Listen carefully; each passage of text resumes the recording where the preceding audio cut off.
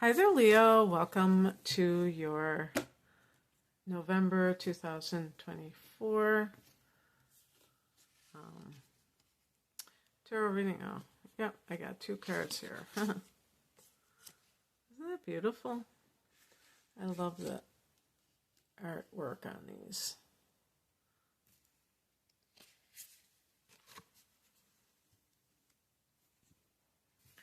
It's Raina here.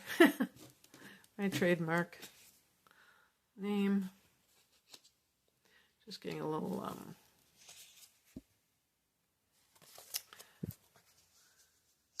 distracted, I guess. You know, it's so funny because I saw this person. I can't remember why I saw it because I don't really watch tarot readings anymore, but I think it was some kind of program that I was involved with where people were starting businesses, and it was like kind of a prototype of this program, and so we were providing feedback to other people. And this one person had their mic, and it was like, I mean, their tripod was like really shaking. And I could totally relate to that because until you, I mean, a lot of these tripods, I've gone through so many of them. I'm so happy with this one. I don't know the name of this brand, but it took me so many. I mean, there was this one I got from Target like twice, but it didn't, and I like that one. But this one, this is from Amazon, and this is the best one I've ever had. And the point is, money wise, because it seems like it's either $30 or like $150 or something. So, this one was, around $30 or so, or maybe even less. And I am really happy. Okay. All right. There you have it. Okay. So these are the central themes. One of these cards is the Lovers. So it could be like there's someone that you're dealing with. This card is connected to Gemini, so sometimes it can be like a choice. I'm not just saying between two people, although I guess that's possible. But also between two situations or something along those lines. And you're kind of deliberating about all of that and deciding, what you should do. Along with that card, I got the Ace of Pentacles. This is a card of new beginnings, like a new, with the earth element involved. So it could be like dealing with a new earth sign. Maybe it's of all the earth signs, I would say Taurus is the one because it's a fixed sign like you, but the other earth signs are Virgo and Capricorn. But this could be a windfall of money. This could be a new job, or maybe like deciding whether or not you should take a new job. In the past position, we have the Fool card. Now, this is the actual first card of the Major Arcana, the 0 point, and it's like a whole new ball game, a whole new situation that you may have never experienced before. So this could involve like whatever it is that you're doing, you just don't understand if you can do it. Sometimes with fixed signs, change is like super difficult and kind of anxiety producing for the person, and that's just because it's the unknown, and the individual may be unsure that they're able to accomplish what they set out to do. So with the Fool card, it can be this realization maybe that you're entering this whole new cycle, but maybe you're still hanging back and you're not quite ready to embrace it 100%. The higher message is the 5 of Swords. So it's like kind of like there's this mixed energy. There's like this new energy, and then there's this kind of maybe like backbiting, gossip behind the scenes. So I would say, like, if you're launching a new business or something along those lines, or even if you're dating someone maybe after getting divorced and everybody knew you as a married person and now you're divorced and you're dating someone, you may decide to like not advertise that fact, because the Five of Swords could be saying that there are people who may not be speaking highly of you or the situation. So you don't want to necessarily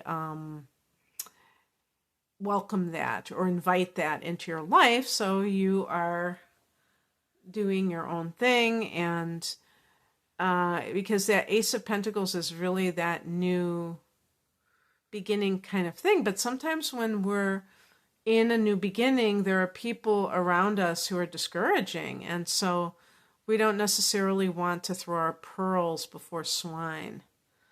So just keep that in mind. What crosses you is the Mother of Swords, which is the Queen of Swords. This can be like an authority figure who's a female, who is very negative, critical. Like I said, like I was just saying, maybe they're trying to thwart the person. A queen can be a mother. So if you have a mother who is, I was going to say Virgo. Well, if you're a Leo and your moon is in Virgo, then you could very well have a mother who at least acts like a Virgo. But this trying to kind of keep you from expanding, and it doesn't have to be just that type of person. It can be somebody else. Maybe it's a stepmother, somebody, but it could be someone in that type of role. And why does that person do that? It could be because it highlights what they're not doing in their life. And so it makes them feel bad about themselves, that they aren't launching things or trying new things.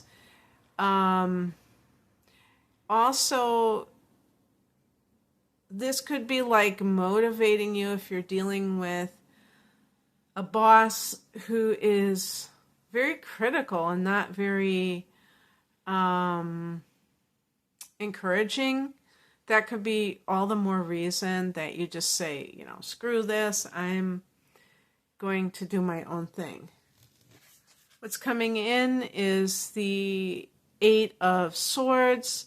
It's interesting. I don't know if this is called a chrysalis, but the interesting thing about this card is that and I'm talking about this deck and this depiction, in the Rider-Waite deck, they show this, I think it's like a woman, and she is like bound and gagged, and she's like oppressed. And it's really about what we do to ourselves to, you know, with self-limiting beliefs. And, you know, the old tapes that play. Now, they may have been projected by somebody else. Maybe that Queen of Swords person has always been a nemesis to you. There could be some kind of projection, but we're the one that buys into it. We're the one that allows ourselves to be limited by such a person.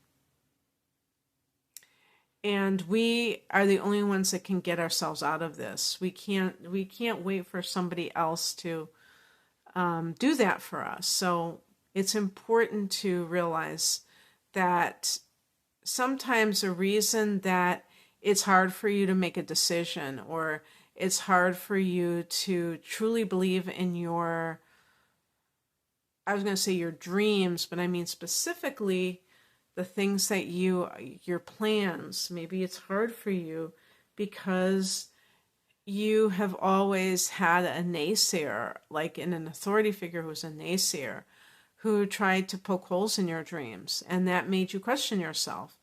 And now it's time for you to pick up the ball rolling. The outcome is the Four of Swords. This is a card, it's funny, they have that third eye glowing, because swords are connected to thoughts and communication. The Four of Thoughts is about the person being very reflective. I see the Four of Swords as a minor arcana version of the Hermit card, where you're, tuning out other people's opinions, and you're really tuning into yourself and maybe deciding, what do I need to do in this moment for this situation? And maybe you have to plan certain things. Maybe you have to, like strategize. Or this card is especially about reflecting, I would say. It's not necessarily anything to do with active thinking. I think it's more like reflecting, but also physical rejuvenation. Maybe you're doing a retreat, or even if it's not an actual physical location, it could just be in your mind that you are, retreating within yourself and really tuning into what you need to do for your future. The four is connected to Saturn, and Saturn is connected to, it's like an anchoring in, as far as I'm concerned, because you may have a lot of choice. You may have an important choice to make, and it involves your livelihood or something like that. So you have to be very deliberate about it. All right, that's what I have for you, Leo. I hope that this resonated. If you'd like a private reading, the link is below. Take care. Bye.